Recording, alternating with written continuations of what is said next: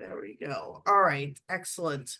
All right, well, as you've all heard, Contract 8.0 is coming. It is officially coming to us February 1st. It is still in the approval process. There's an awful lot of steps it takes to get a new multi-board contract. February 1st is our launch day. You will have 1 month that you can use contract 7.0 or 8.0. I think you're going to want to use 8.0 because I think it's a better contract. It's better organized. It's got more clarity.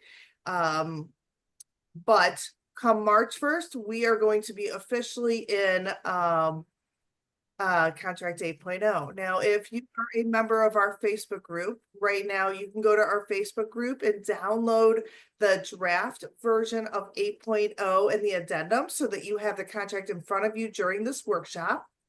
I've also uploaded into our Facebook group the FAQs that a lot of people have been asking about this contract. But we've got the source here today to take us through. Elena's contact information is here on the screen, as well as I put a QR code so that it's really very easy for you to reach out to her and her team. Her team's email is team@schwarzmanlaw.com. So, Elena, I am going to try and stay quiet a lot during this workshop. So this is your show. All right. Well, good morning. How many new things can be thrown at us right in the past few months here? Commission reorganization and now the contract. This contract, as Risa said, is out on February 1st. And I personally, the more I look at it, the more I go through it, I am very pleased with what they've done since the last version. I'm very involved with NASBAR, and I'm on the contract committee, and we went through every paragraph that was revised, changed, and I think it's so much better for all of us. I think you will love it as soon as you get used to using it. So a few highlights are up on the screen for you. The contract, the 8.0, was completely reorganized.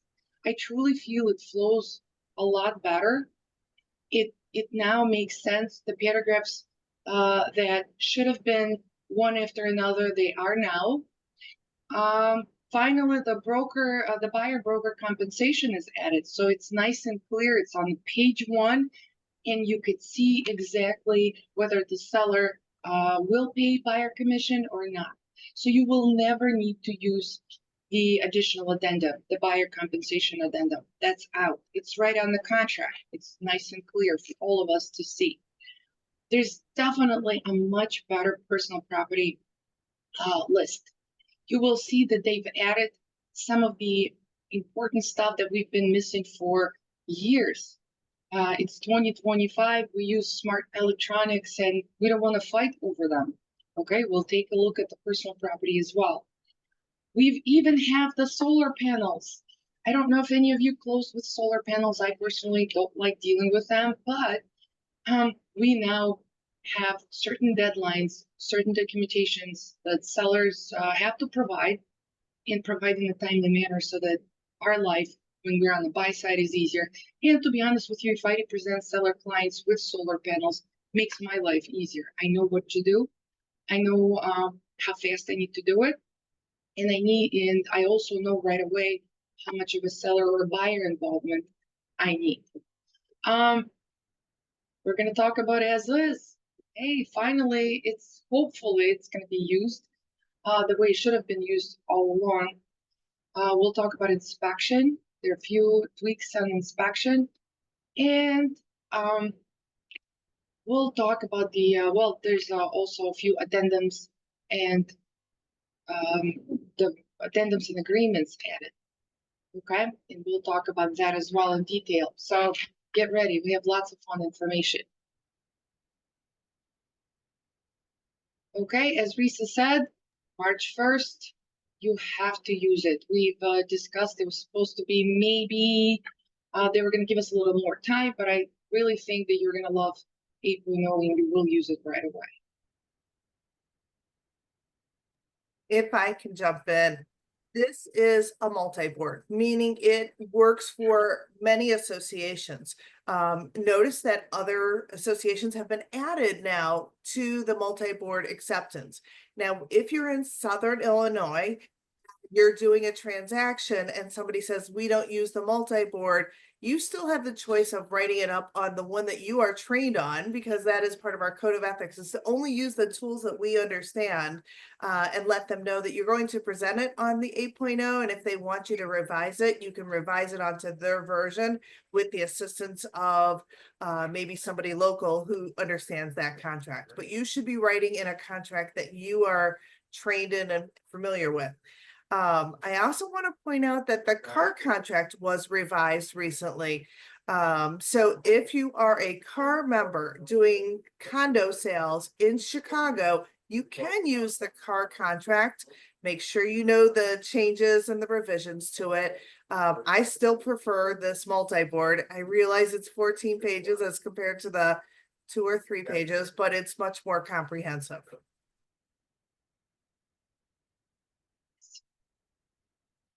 All right, so we're going to talk about these new addendums and agreements. We're going to also discuss a little bit the difference between the addendum and the agreement, so it makes total sense. But we have the reverse contingency addendum, repair agreement, intent to escalate, appraisal addendum, slightly revised mutual cancellation, everything that you've dealt before, but slightly revised to make it a little bit better. All right, well, let's jump to it. About this repair agreement. So I gotta tell you, that's probably one of my favorite things. So stay tuned for this one. Okay, page 1. Finally, page 1 makes sense. Okay, you have everything on page 1: parties, address, purchase price, and if there's a credit, there's a credit, earnest money, closing date, and possession. I mean, you have everything that you need to see right away. You don't have to look on the offer that you receive. Look for when the closing is planned. Is the buyer expecting closing cost credit? How to deposit earnest money? It's all on page 1. What you will notice on line 11, on page 1, line 11, there's only 3 options now: single family attached, single family detached, and the multi-unit. And the multi-unit box also requires, great to use, a multi-unit addendum. Okay, and so you never have to juggle through different contracts. This one will cover it all. Now, you're going to see that paragraph 3 is the purchase price now. There's no fixtures and personal property. That was moved to page 2. It flows into a closing cost credit because it does reduce the purchase price, right? And the earnest money, the condition of earnest money, when it's due, everything remained the same, but it's now in the proper place. You will see that the home warranty also moved down a little. Okay, home warranty is still on page 1 because you do want to let the seller know that the buyer is expecting one. You will have to complete the optional provision 33 with details on it. Also want to point out that the closing in possession is now on page 1. Remember, we used to have to flip through the contract to see when is the closing date. Well, it's now nice and clear. In possession paragraph was slightly modified. How is that the keys? And same goes for post-closing possession. If you have to transfer keys, the keys have to be either at the closing, or if you're not going to the closing, the keys have to be delivered now to the seller's brokerage. And the reason is that we don't want the buyers to have access to the property or to have the keys until the closing takes place. So I think it just makes it clear. It eliminates a lot of issues at the closing. Obviously, ideally, keys should be at the closing. But if we have to deal with it any other way, it should be at the seller's brokerage. All right, let's see. If you are the listing agent, you are not giving your keys to the attorney to pass off. You're going to hold it at the Kill office. So remember, we have Monday through Friday, 9 to 5. So it's important to let people know when they can get their keys. If you're dropping off the keys, we just ask that you label it and let us know who will be picking it up. Okay. My favorite page. Can it be sent to the title company? Well, yes, it can. You still can send it. You can leave it you can leave the envelope at the title company like you did before. Sure. That would be considered giving the keys at the closing. But Title company is an escrow agent. how important it is that you are at the closing.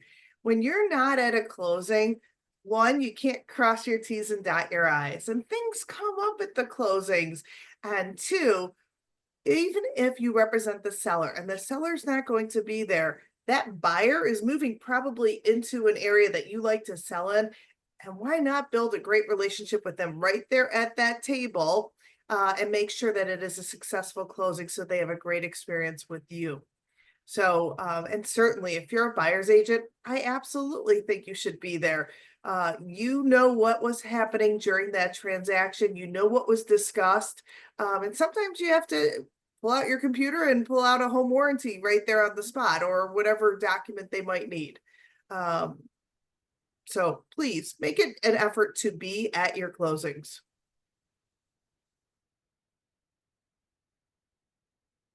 Oh, I think okay. Now, page 1, we are still on page 1. And what do we have? We have the seller contribution to buyer brokerage compensation. The buyer and the seller would have to choose one option. Either seller agrees to pay, and you could include the percentage or the actual amount. Or no, don't expect a compensation from the seller. It's right on page 1. You no longer have to use buyer compensation agreement. It's going to be right on the face. The seller knows that you're expecting the commission. I cannot tell you, I already had one issue when the agreement was forgotten to be signed. So, and then the agent had to jump through hoops to get paid by the seller. Even though they did agree that the seller will cover buyer's commission, nothing was signed, was completely omitted. So this way, at least it's right on the first page, it's on the face of the contract. Both parties have to initial to confirm the agreement, and we have it for all of us to see. In contract 7.0, since August 17th, you've been using the contract 7.0 addendum to ask the seller to offset the buyer's responsibility to pay your buyer agent compensation. Or you've been using the brokerage to brokerage compensation agreement to, if you represent the seller and the seller had already agreed to offer compensation. As Yelena just said, that's gone.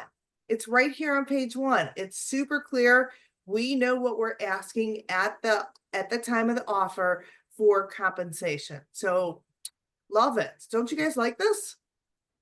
Yes, yes. So basically, on line 33, for example, if we're putting an offer in for our buyer, we would put that percentage amount right there, like 2.5, whatever that is, and we don't have to attach that addendum with the offer. It's right there. Or the amount, And Risa, Or if it's like a flat fee, if it's not a percentage. fee. Okay. Sure. And Risa, how are you handling? Because I know you guys had MLS fees subtracted from the commission.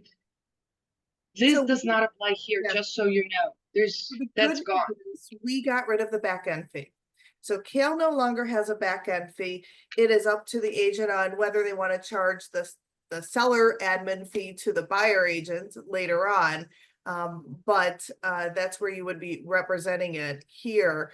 But again, Lizzie, you're absolutely right. This is where you would write it. So I would write the amount that you've got in your buyer agent agreement. So if your buyer says you deserve 3%, put that here, because as you know, everything in this offer is negotiable. And it may turn out that the seller says, yeah, we'll agree to these terms, but we're only going to give you 1.5%, at which point you can turn to your buyer and ask your buyer for that 1.5%, in which they can pay you through credits or cash or whatever other means they have. Okay. So I have a question. If a buyer, say I'm a listing agent and a buyer's putting an offer in and they put a percentage there that like my client is not in agreement with, we can resend that back and negotiate to tell them what like we're offering. Everything is Absolutely. negotiable. Okay, okay. Thank you. This is part of the deal now. This is part of the purchase price, part of the offer. So yes, it's definitely up to negotiation. You know, at the end of the day, the seller is going to decide what they are netting. And if your offer and the compensation gives them what they want to net, then great. Otherwise, we have to restructure our offer so that we have a win-win.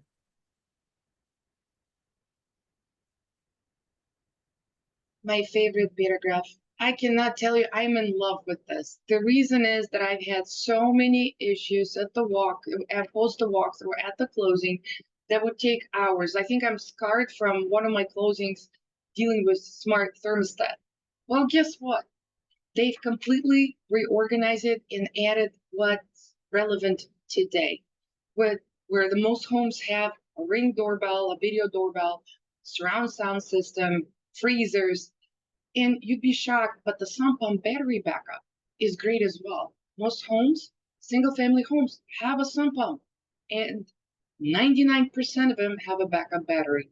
And it was always argued that it's an upgrade, you don't have to have it. Yes, you're right, you don't have to have it, but if you have it, and we would like it to work at the time of the walkthrough, okay? So if you take a look at it, most important, and I want to point out this, it's in line 45 and it's highlighted for you before we move on to personal property. These items should be as at the time of the offer. They should be transferred in the same condition as at the time of the offer. It does give the seller lower, right below the list, to give a description if something's not operable. But it used to say it must be in good working order.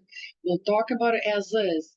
They should be, all of these items should be in the same condition as at the time of the offer, and that's the same condition that they should be transferred at closing. So freezers were added, and we'll come back to these personal items when we talk about inspection and as is, the new as is provision that we all rave about. Okay, sump pump battery, reverse osmosis system, propane tank. Keep in mind that this contract was created for all of Illinois. Some rural areas don't use attorneys, and they have certain things like propane tanks, and they need to be accounted for. Pool equipment was added. Finally, security systems, smart thermostats, video doorbells, surround sound, and my favorite also, home theater equipment. It was always an argument, how do we describe theater equipment? Do we include a projector? Do we include a screen? So this, at least, it specifies home theater projector. It's on there. Surround sound included, and it has to be working. It has to be, in the same condition as at the time of initial offer. Now, a lot of us have electric cars, and if the electric charger was already installed, finally, it's on the list. If the buyer expects for the electrical charger to stay, now the buyer can make sure it does, or the seller can clearly state that he's taking it with. So I personally love what they've added. I don't even know what we're missing, but this is definitely a good start. The big one, the most important one. Missing. Too often I see offers come by me where people did not enumerate, they just check off. And I think that enumeration is an important part of this contract, where you mark off how many refrigerators there are, how many smoke detectors there are, how many whatever, so that the attorney knows and they can write up the appropriate paperwork. Let's get to the next slide and talk about solar panels. I think, no? Oh, yes, solar panels. So solar panels get their own paragraph, 34. And honestly, I am so happy to see it. I've been dealing, I don't know if any of you have ever dealt with solar panel contracts, with solar panels, selling a home or buying a home with solar panels. It is painful. And it's painful on getting the documents from the seller. As you know, they can be owned, they can be leased. They may have a loan on it, they may be free of loans. And in order for us to move forward and decide on what documentation is needed from the seller so that the buyer could review and accept them, we need to see certain documents, certain, the transfer itself also requires buyer involvement, sometimes credit history, sometimes additional documentation. So paragraph 34 now has a deadline. We want to see those documents in the very beginning of the contract. So the seller now, in the optional paragraph 34, has to provide all documents in the seller's possession as to ownership of solar panels within 3 business days. I love it. Let's look at it and review it and find out what's needed to transfer those solar panels to the new owner in the very beginning of the contract, because it does take time. I had to hold escrows post-closing. I had to force the buyer to sign 2 pieces of paper for weeks to transfer solar panels. None of us want to deal with it. We want a smooth closing and a happy client, right? So paragraph 34 covers it. So seller has to provide documentation within the first 3 business days. Buyer has 3 business days to review and get back to us. Do I want these solar panels or I don't? This way, at least the seller can either have them removed and restore the roof to its original condition, or find another buyer. It really depends, whether somebody wants to deal with solar panels or not. For some people, it's not. It doesn't have any value. So it's great that we learn about it in the very beginning of the transaction. So if something goes wrong, we could either move on or work on it and resolve the issue. Keep in mind that the seller has to provide all of the documents in the very beginning. And if there's any inconsistencies between what was provided within the first 3 business days, and while we review that, or later, something pops up and we find out something otherwise, the price went up, it wasn't owned, it was leased. You told me that the lease is for 10 years, it's now 25. Any inconsistencies allows the buyer to terminate the contract and walk away. Keep that in mind. So this is why it's important when you work with solar panels, prepare your seller. We need up-to-date, recent information on what you have, how you own, and what is the procedure to transfer. Very important. All right, enough about the solar panels. The only thing, if Lisa, if we could go back to the slide, I just want to bring in your attention to lines 60, I would say 62 and 66. I would say 65 and 66. Just, do you remember this language from 7.0? Seller warrants to buyer that all fixtures, systems of personal property included in this contract shall be in operating condition at possession, except, and the seller has a list. Well, I want you to remember these 2 lines because I will refer to them when we talk about as is. Because if the as is provision is now checked off, these 2 lines are out. Okay, all right, let's talk about financing. Okay, I don't know how long you've been in this industry, but financing contingency used to be called a mortgage contingency. Then in 7.0, they renamed it to a loan contingency. And we're now back to, I think from very old contracts, back to financing contingency.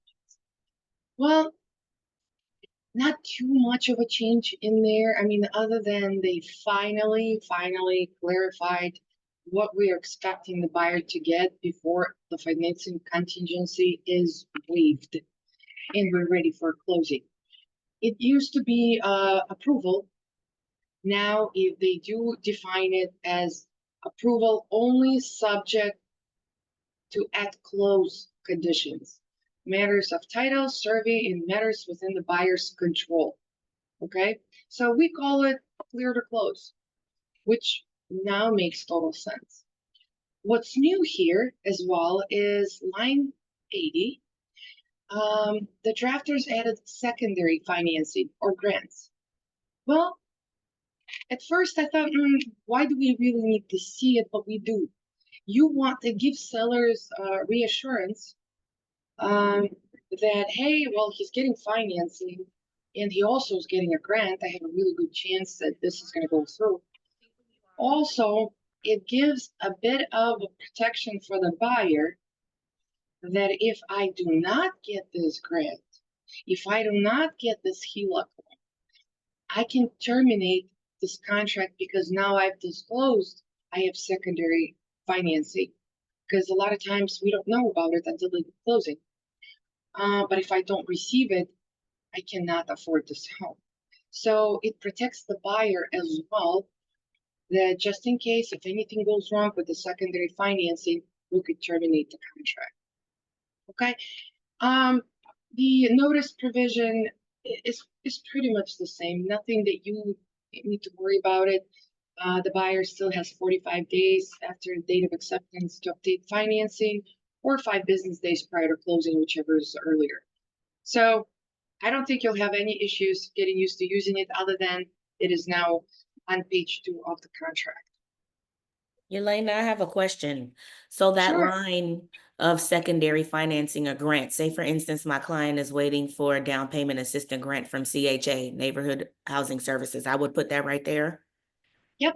Okay. Yep. Great. And it will protect your buyer just in case if it gives clear picture to the seller, which we always, when we're on the sell side, we appreciate.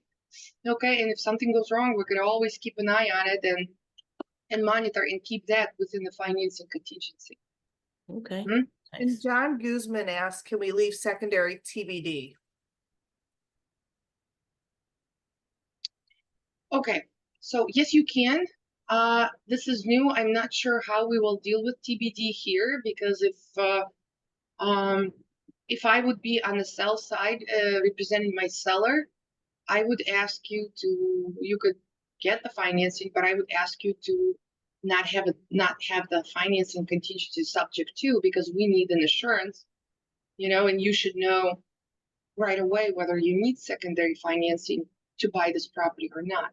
So if I'm on the sell side, I would definitely try to have you get rid of it or clarify, so that my seller knows, are you getting a grant? Can you afford the home without this grant? Can you move forward if you're denied? So it's just, I probably would have a problem if I'm on the sell side with TBD. All right, we are gonna skip page 3. Page 3 of the contract, there's no changes. Nope, same options. The only change on page 3 is that now, right after the financing, they finally have insurance. Homeowners insurance and flood insurance, they reorganized, and it finally flows. And what they did with the insurance provision of the contract, which we always required the buyer to obtain insurance within 10 business days, but they've added a line about standard premium rates. And the reason why it was added, because a lot of times claims are not disclosed, and the buyer goes to get insurance and finds out that property is not insurable at all, or their premium will go through the roof because there were recently 5 claims filed against the property. So this was done just to protect the buyer, and also push them a little bit as well. Hey, listen, you need to check on your insurance. I hate to extend these contingencies because I really just a phone call to an insurance agent and say, hey, listen, run a clue report, or can you check this property, and they can give you an answer whether the standard premium rates apply or not. And now the flood insurance right after. So you have the financing, anything that affects financing right after. Okay, I'm ready to move to the next page. Well, and you just said something, and I want to repeat what you just said. The clue report is a report that insurance brokers have access to know if there were any claims on a property. I have been told by Sam Rose, our preferred insurance broker, that now insurance companies are deciding whether or not a property is insurable, not only by the clue report, but also by the individual. So if the individual has placed numerous claims in their own personal life, that plays into whether or not they're going to be eligible for homeowner insurance. So the two factors, the clue report and their personal history. So just let your clients know up front because it's getting harder and harder to get insurance. Prorations. Well, right. What used to be our 12, paragraph 12, what used to be our attorney approval provision, now it's prorations. It was slightly modified. Again, it's mostly a reorganizational modification because prorations now have subparagraphs. We used to have it in one where it's we dealt with real estate taxes, and we dealt what else we were prorating HOA fees, assessments, right?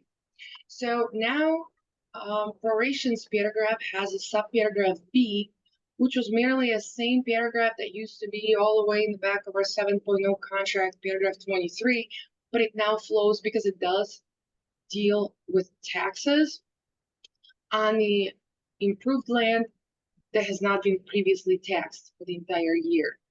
Usually we see it used when the property was rehabbed, from a tear down maybe, or completely rehabbed, and it may not be taxed. But again, it was not heavily used paragraph in 7.0 because usually between the attorneys, we try to reach an agreement on how much of an escrow we set up. I don't think I've ever held 3%. We usually try to calculate the increase in the assessed value by looking at what the value was for the seller when they bought it and the sale price. And we try to come up with a reasonable number that would cover seller's liability for the tax bill and definitely protect the buyer. So, but otherwise, no changes here. They've added, prorations, and they've added a line or is otherwise agreed by the parties. This is, by the way, the place where I'm okay with TBD. If you recall any of our previous classes, because we do try to research on what happened to the property in the past 12 months, when is the next reassessment, what is the history of assessments, and we look at the tax rate, equalizer, we try to analyze and predict what the tax bill will be for next year. So if you don't want to guess, don't want to, have an argument during attorney approval, just put TBD here in line 147 for taxes, and you'll be fine. And so will be your client. Actually, both seller and here. Because so often I see contracts where 105 or 110 or sometimes 115 is written there. And really and truly, as an agent, I don't know whether or not there was a recent reassessment. And I really want to protect my client, whether it's the buyer or the seller. So by putting TBD on line 147, that's putting the responsibility on the real estate attorney. And I'm hoping you're hiring a great real estate attorney, not your Uncle Bob. And it's somebody who understands tax prorations. And it's not a way for somebody to make money or lose money. It's a way to cover the tax bill. So TBD is the safest thing to put on line 147. Unless it's a negotiating point and you're going to put 100% and tell the seller that, hey, listen, whatever you paid last year, just give me a credit based on that, just as a negotiation tool. But other than that, don't spend too much time on it. Let attorneys do their job, right? Okay, what do we have next? Oh, we did talk about insurance, so I think we're all good. Yay. Yay, my favorite. Okay, well, as I told you, I've sat on several classes for attorneys and on the drafting committee meeting for this contract, and we've had love and hate with reorganization of the inspection paragraph. And you know what? I personally will say that I love it. As is, do you recall, as is was all the way at the back of the contract, and it was one very long paragraph with all the legal bumbo jumbo, but in the essence it was, hey buyer, do whatever inspections you want, but don't ask for repairs or credits. Okay, so that paragraph meant to look good for the seller when you give an offer, but in reality, it never worked, right? Because most of my buyers on most of my deals, in almost 99.9% I've seen as is, they would still come back with some requests claiming that these are health or safety issues, right? And we always tell you, hey, listen, it's health and safety. It never hurts to ask, right? Because if, let's say, if it's radon, the seller would have to do it anyway for the next buyer, so they probably would consider doing it for you. So we would still open up negotiations, even on the as-is deal. Well, what drafters think that the way as-is provision was handled, or at least understood by the real estate professionals, was all wrong. As is, paragraph 14 is now solely for the seller. As is states that I, the seller, will not make any representations or warranties. Do your inspections, do your due diligence. I will not make any representations or warranties. So remember, I told you to remember those lines 65 on the first page, where I warrant that those personal property and fixtures that I'm transferring to you are in good working order. Paragraph 14 erases that.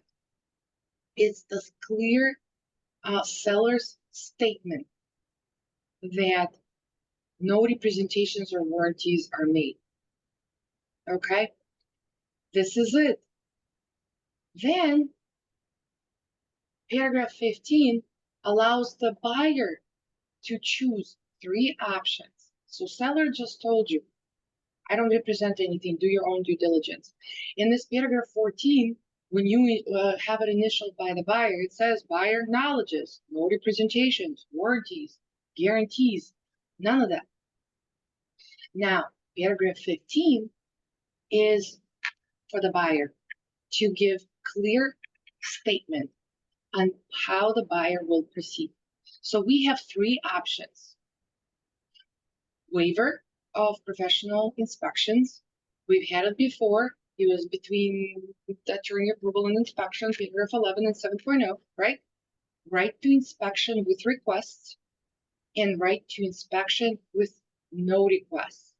That last sentence of the as-is provision in 7.0 is now a whole separate paragraph, okay?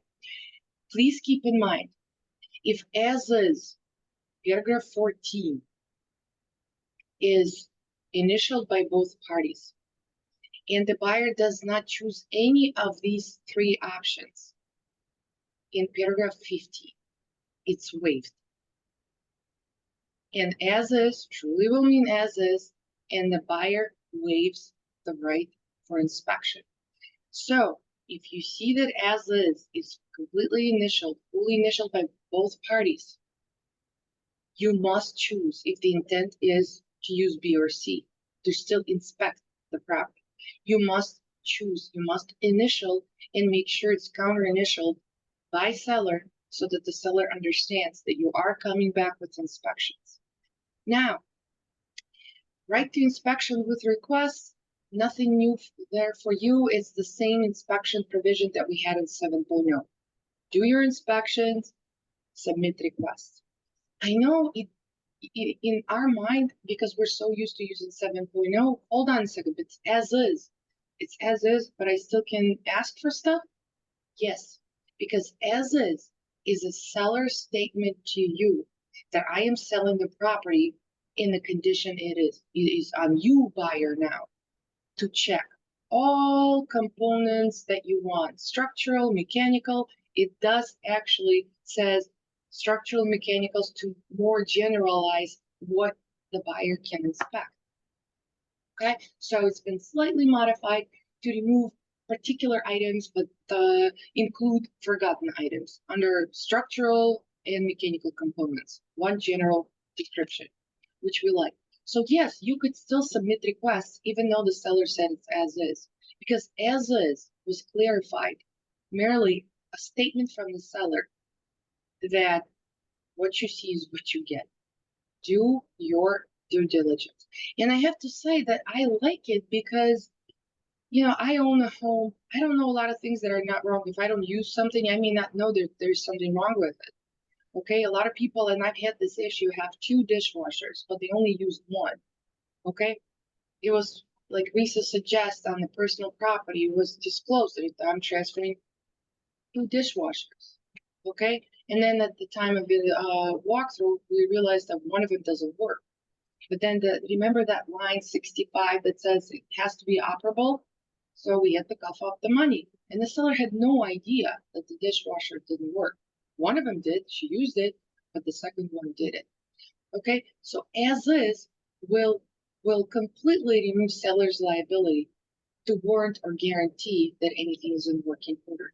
But you, the buyer, can still have the right to inspect the property and ask for repairs. If your inspector found anything wrong with the second dishwasher, ask for it if you chose option B.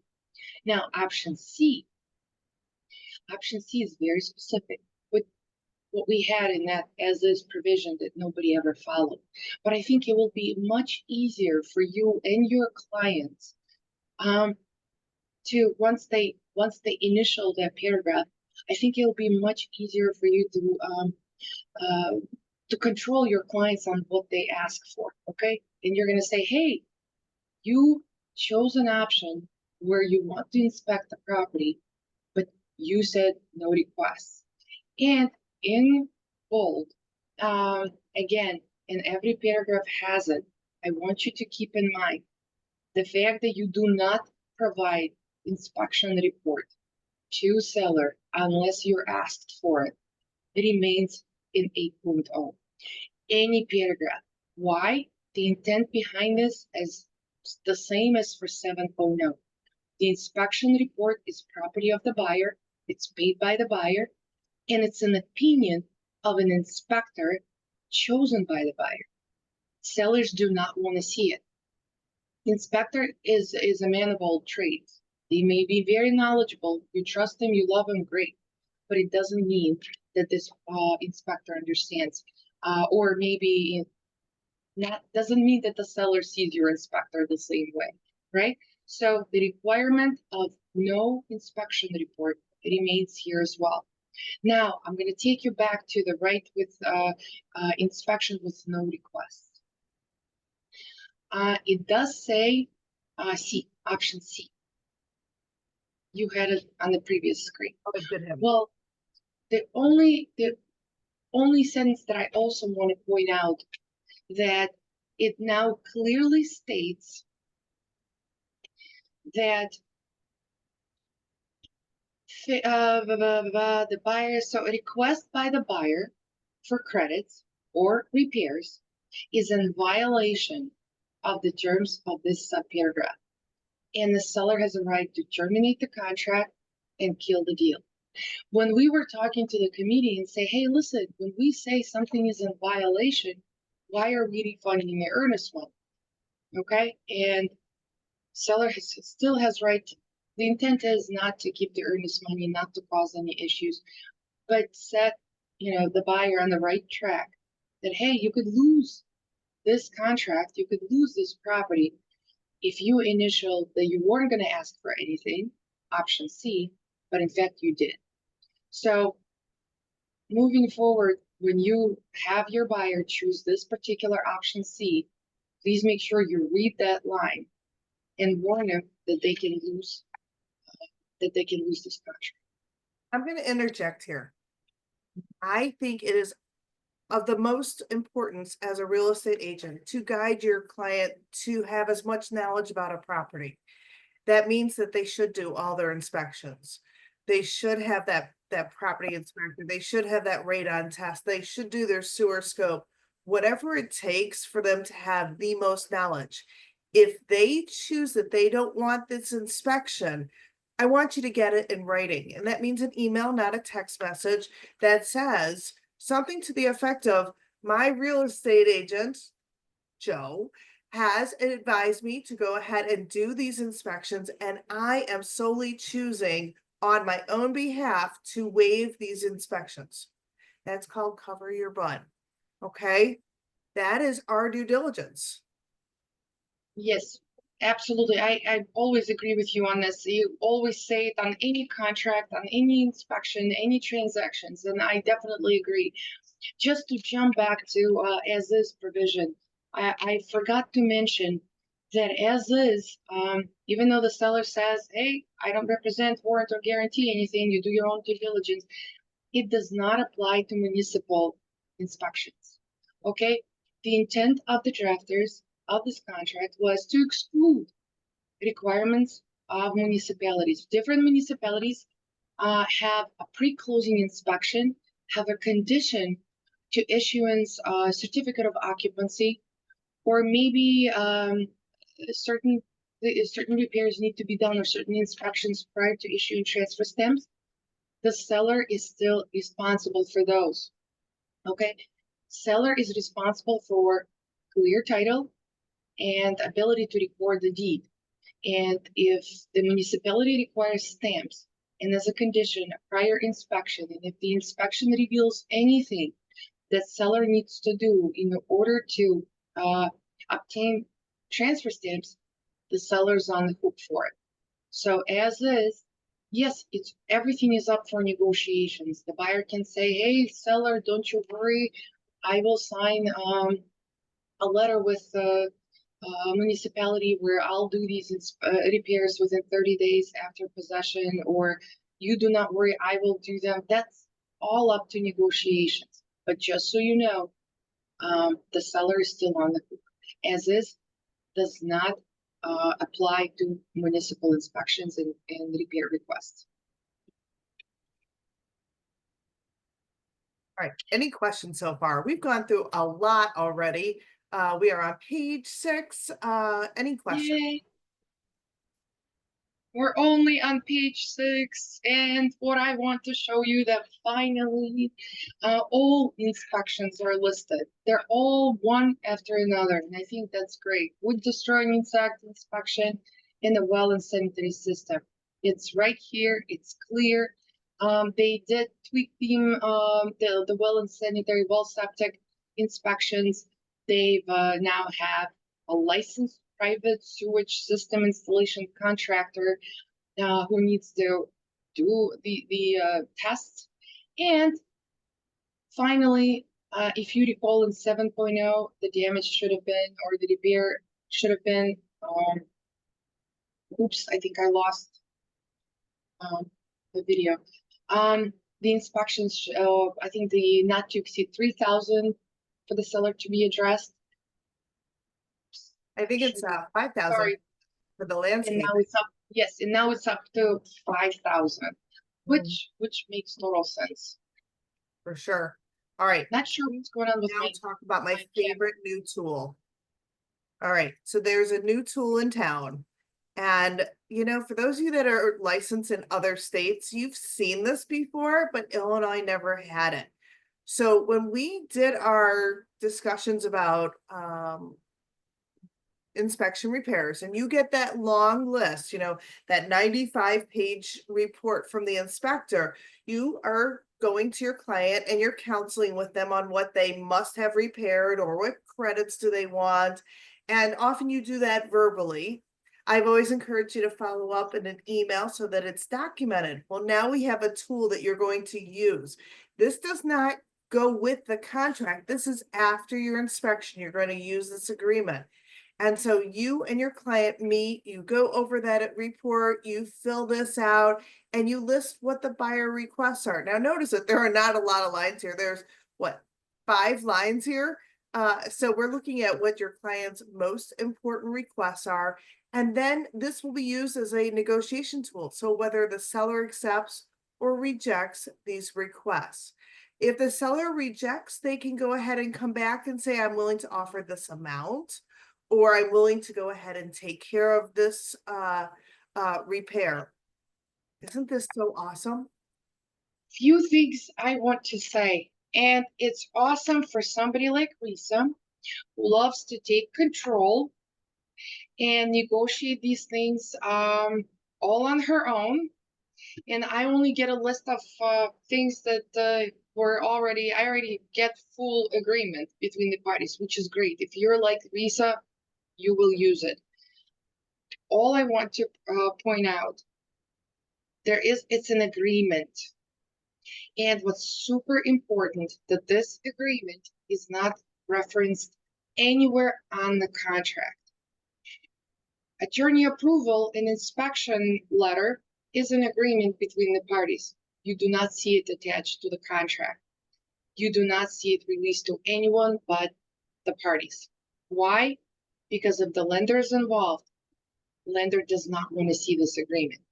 So it's attached to the contract, but it's not mentioned in the contract.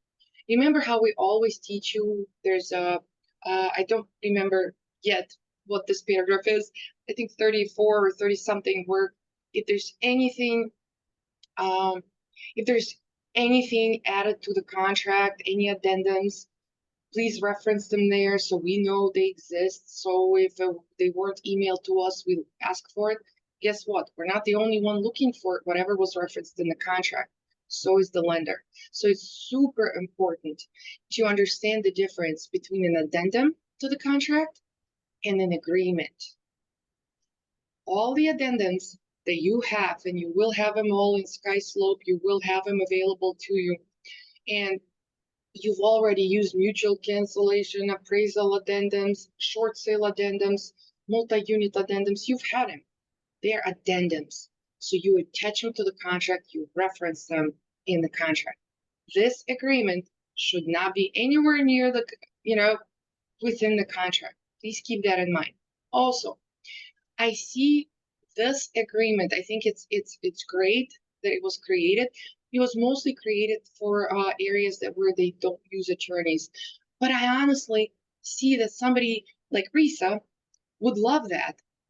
Because let's say, first of all, you could reach an agreement right away. I doubt that on the initial inspection, you could have a solid agreement. Risa can't, but I don't know if anyone else can. But where I see this could be very useful is, let's say you are at the point of initial offer or at the time of inspection, okay? And you walk through and it's an as is, because we're dealing with crazy market. Who knows? You waive appraisals, you waive inspections. So let's say this is the situation as is, waived inspection, or inspection with no requests. But you do see, okay, that there's a foundation crack right on the wall. You're staring at it, okay?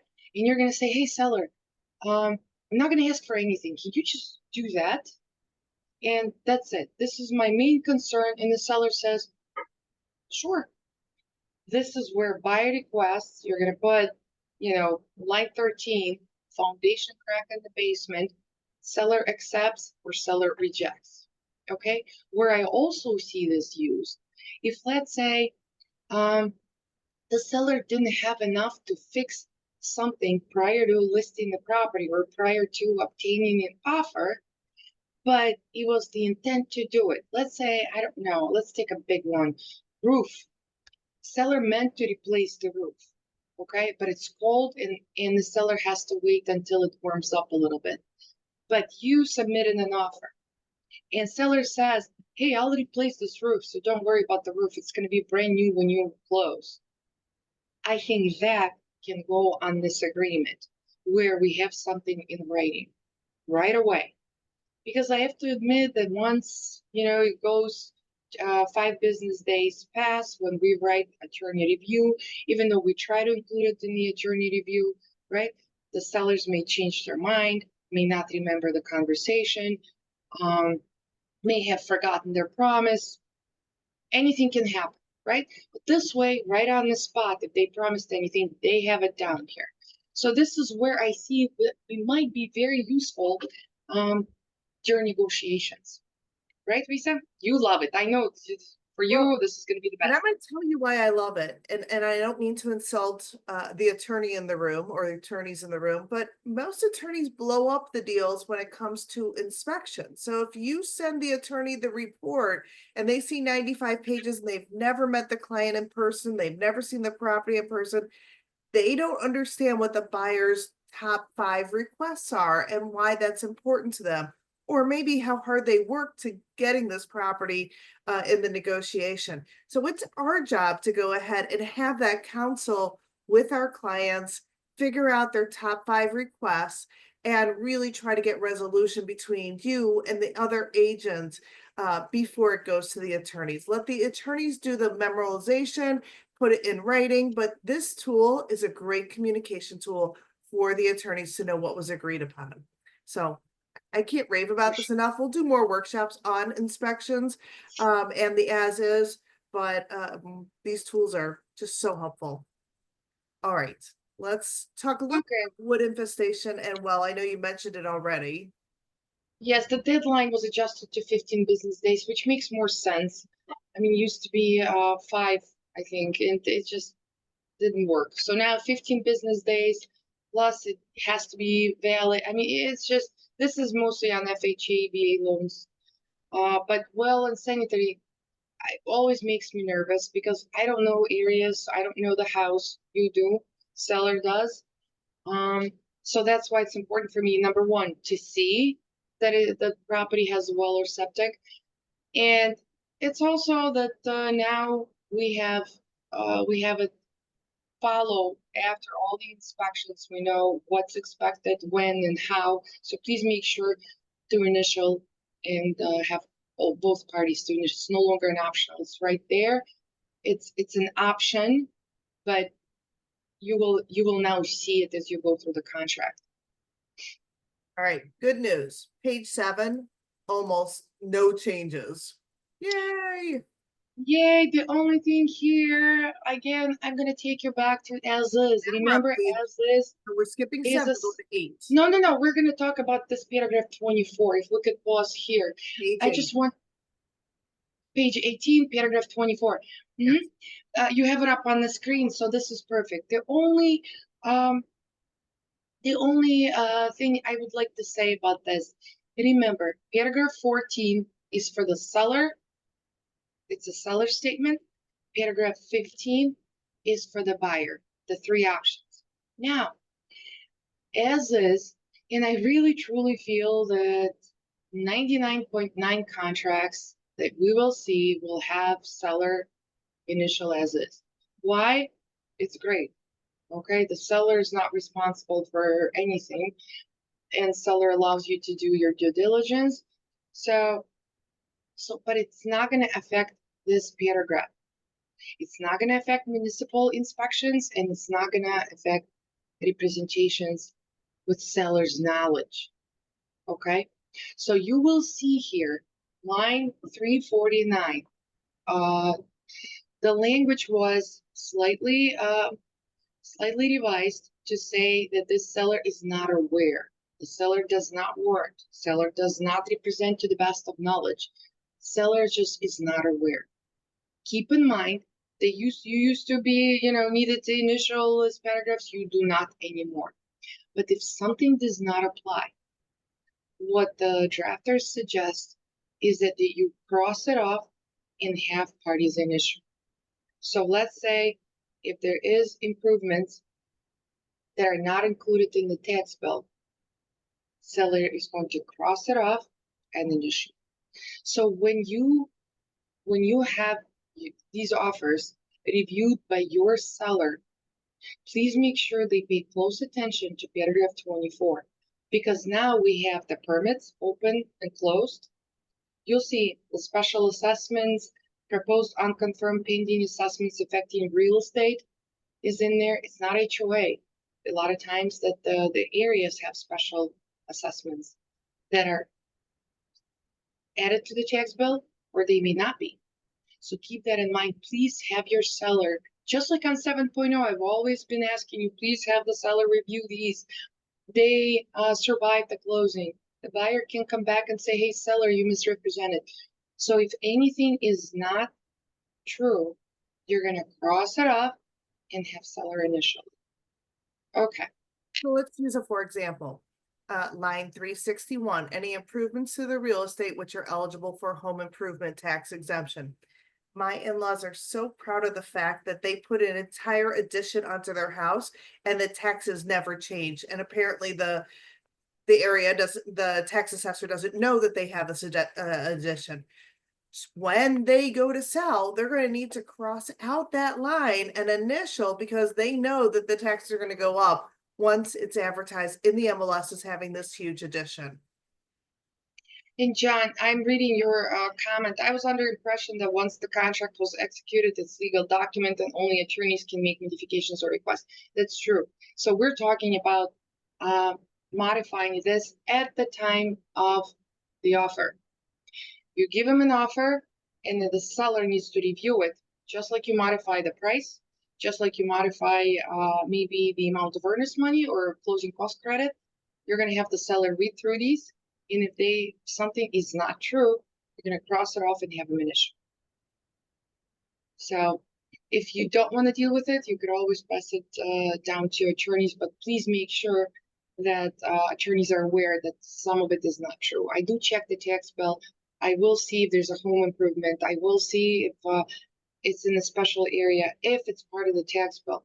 But if the seller gets a whole separate bill, and I've had that in the city, seller was receiving a whole separate bill for special assessment. I think they upgraded the road, and I had no idea. And then surprise, the seller forgot to tell us. Surprise, surprise, we close, and then we get luckily only $1,700, but for some people it makes a huge difference. Okay, so keep that in mind, and we need full disclosure. Okay, direction to escrowee. Well, now they just added that the escrowee should be a Illinois licensed real estate brokerage if they hold earnest money, and if there's ever a dispute, 14 days they can release it. Let me just talk 1 second about earnest money, because I know for many of you, when you have a listing, you write in the broker's remarks that listing office does not hold earnest money. And that is correct. Cal doesn't hold earnest money. It's much simpler that way. But when you work with Yelena, her office can hold earnest money. When you close with reverse title, we can hold earnest money. But what you want to do is set that up before you have the listing, so that when you get to the point of the contract and the buyer's agent's asking you about where do I put the earnest money, where do we deposit it, you know what the account is or how it's going to be transferred over. So please, please, please, please be cognizant of that. We do take earnest money through our preferred attorneys or our title company. Okay. Lisa, this one's yours. Cancellation of prior contract we've had before, okay, but it's now been expanded. This is just in case if any backup offers were solicited and we want to solidify the contract that we have on hand. There are certain dates for it. So it's great. It's much better than what we had before. But really not much to fill in the blanks. Yeah, and I just want to point out, it is our job as real estate agents to talk with our clients about this contract, to go through it in layman's terms, kind of how we've been doing it just now, and go through this entire contract, because they might say to you, oh, in this situation, oh, I did put in an offer with another agent, and we didn't quite cancel it yet, right? And so that's when you know that you need to utilize this paragraph. Please counsel your clients, go through it with them. Do not get in the habit of just sending it through DigiSign and expecting them to initial and sign without understanding it. We've seen way too many cases for that. I do want to take 1 second to go back a couple pages though. I'm going to switch my screen and back over to the contract. We did skip this and I don't want to miss it. So on line 423 now, in our contract, that's what starts the optional section. So everything above 423 needs to be filled out, which means there's no blanks in this contract. You're filling in NA if it's not applicable. But after 423, you only fill it out if it's applicable. So situations like dual agency and sale of buyer's real estate, those contingencies in here. There's cancellation, that's an optional section. So this whole section after, and I have to put this in my own mind, after line 423 are our optional sections. Risa, one important document that we need to talk about as well is the new addendum. So we've mentioned, if you look at the appraisal, the list of addendums on the contract, appraisal addendum, we've seen them before. I wish that line where the property must appraise was moved to financing contingency, but it's now in a separate addendum. Usually we use this addendum when we want to waive appraisal, or if we want to limit how much the buyer can bring in, right? If the property does not appraise. We have the short sale, was the other one is, sorry, going back, multi-unit. Okay, intent to escalate. These are all, you've seen them before. They're slightly revised, nothing new there. Again, multi-board, please, if you have more than, I would even say more than 2 units, use it. It's just, it helps to get leases quicker. It has to get rent rolls, have an idea of what's going on. Short sale addendum is not perfect. I do short sales and I can tell you that I still rewrite these, but it's better than nothing. And it's a little bit better than before, but no changes, nothing that I can tell you, oh my God, they finally did this. But there's one new addendum. And remember, we talked about the difference between an addendum and agreement. This is part of the contract, is the reverse contingency addendum. This one, you have not seen it before. And honestly, I think we needed it. I also like this addition to the contract if you ever need to use it, because it sort of gives our seller a peace of mind. You know that once we get under contract, the buyer has all these ways to get out of the contract. Or let's say they sometimes take their sweet time with financing. Or, and then the seller is faced with a 3-day notice to move out, to vacate the property and transfer the keys. And you know what? For some sellers, it just does not work. You know, not every seller can pack up their stuff, okay, on a short notice and move. And that, I know I've had the situations where the sellers were afraid to sign a 1-year lease if they weren't certain that this particular buyer will get financing. So this reverse contingency addendum is what you need in these situations. It allows us to protect the seller.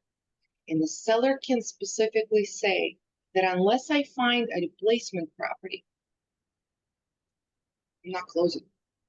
Okay?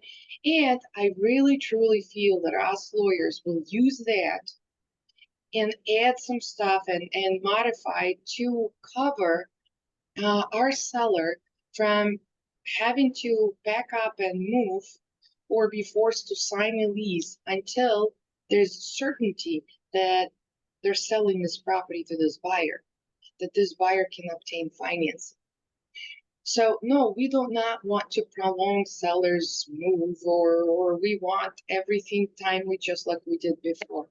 But if this particular seller needs to, let's say, his replacement property is downsizing and would like to have rent for a year, okay? And they need to sign a lease. Once the lease is signed, the seller's committed. But this buyer, if we're still under financing contingency, and I don't know where we at with financing, seller's running a huge risk to end up paying the mortgage and the rent. If they're moving out of state, okay, the seller does not want to back up and move and start paying the mortgage in a different state or rent if he's not exactly sure that this buyer will actually get financing. So it protects the seller. Remember, you have it now. It is an addendum. You could mention it. You can mention it within the contract. It's okay for lender to see that, hey, seller is looking for a replacement property, but let's say that the date, you could put in the date or condition. So I feel like if there's ever a condition, this would be handled through attorneys, but If there's a date, 2 weeks, let's say, or 3 weeks into the contract, it allows both parties to terminate the deal and walk away. But at least it's some peace of mind to the seller that he's not going to be in default of the contract if on a 3-day notice he's told that he has to close. And I want to remind you that in section 37, it's your responsibility on line 549 and 550 to write in the names of the addendums that you're using. Too often I see that missing, and we've got to make sure it's tied to the original contract.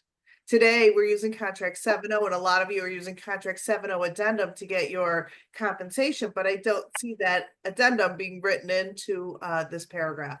So super, super important. I am going to point out one other thing, just because it's, gosh, one of my pet peeves in this world. But let's go ahead and look at it. Page, what was 13, which is now page 14 of our contract. All right, everybody look at this one. This is page 14 now. This is required, every single section here. You cannot leave anything blank here. This is required. So even where it says for information only, you should be putting in the buyer's attorney, the seller's attorney, the association, the mortgage company. Fill it out completely. This contract goes to so many people. There are so many eyes on it. And if you don't have the information here and you add it later, you can create a lot of confusion and a lot of issues. So please. Well, I have a question. This is Newman. I have a question. What about the bottom part where it says contract accepted all the way, like line 607, 608, 609? Yeah, where Illinois real estate license law requires all offers be presented in a timely fashion, buyer request verification if this offer was presented. So you're going to ask for this to be signed only if the seller is rejecting it. I've never required that somebody go ahead and indicate that it was rejected, but maybe your buyer is going to say, you know, what happened with it and you want confirmation. Yelena, what's your thought on this section? for sure, exactly what you said. That's what it's meant for. If you know, the buyer wants reassurance that this offer was presented, and it requires seller's initials. Okay, thank you. That explains it. Thank you. All righty, good. All right, we are at that point where we are going to do a Q&A. So what questions do you have so far? What do you like most about this contract? I see the question, what is the best portal to see home improvements? It's on the county assessor's office. You'll see the exemptions. When you look at exemptions, if there's a discount or an exemption applied, you will see it. You, just like anything else, we will all have to get used to using this 8.0. But I think once we get a hang of it, okay, reorganization also is a bit, you know, it's new. It's going to take some time for us to work on it and get used to it where everything is, because we've had 7.0 for quite some time. But I think it's going to simplify our life. I think it's going to make it easier for you to navigate through this contract and, more importantly, guide your clients. I truly feel where you're mostly involved is the purchase price, obviously, okay, and inspection. And that once you go through inspection with your client, you will be able to point them to specific paragraph, their choice, you know, even before you make an offer and after the contract was accepted and the inspection is completed. I truly feel it's going to help you talk to your clients and make sure, hey, you said no requests. Do you see that the seller can cancel the deal? Or, hey, look at that, do whatever inspections we want. Don't worry about the seller's statement about as is. We still have our inspector, your chosen inspector, come through the property, check everything, and make sure that there is nothing costly or for you to repair in the nearest future.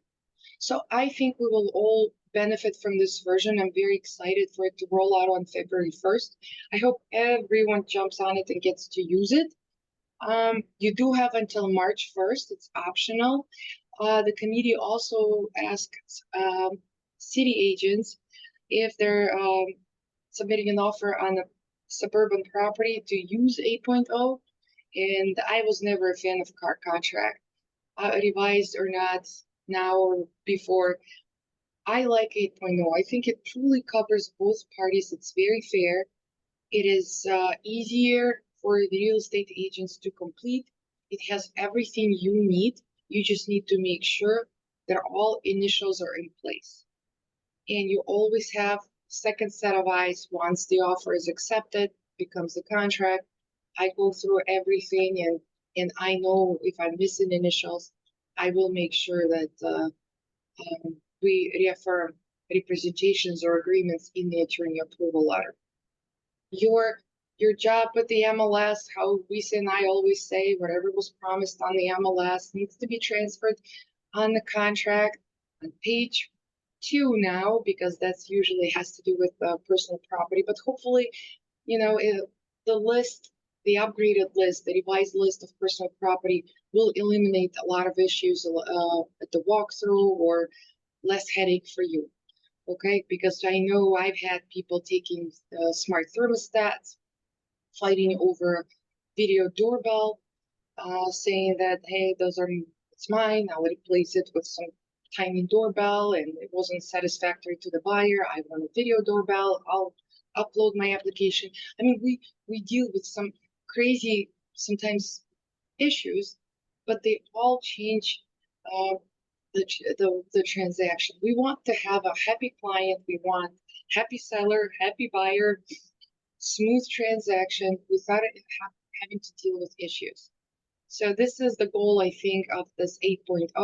Hey, it's not perfect, but it's definitely better than 7.0. I'm going to give you 3 pieces of advice. The first one, read this contract at least 3 times. I'm on my 3rd time, and I think I need to do another 3 at least to internalize it, to get the cadence and the flow of this contract, because it's different. 2, I'm going to encourage you to build into your buyer and seller presentation a review of this contract. Take the time to go through this with your contract before the client, before there's a contract, so that they know what their options are, so they can think about what terms are going to be most important to them. Prepare them. And thirdly, I'm going to encourage you to do a practice contract, filling it out. If you want to send it to me, I'd be more than happy to look it over so that we can make sure that you're filling it out appropriately, based on whether you're representing the buyer or the seller, so that you're looking out for their best interests.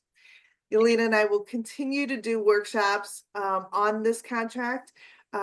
Please reach out to Yelena with any questions. She is so available and accessible, as well as her team is.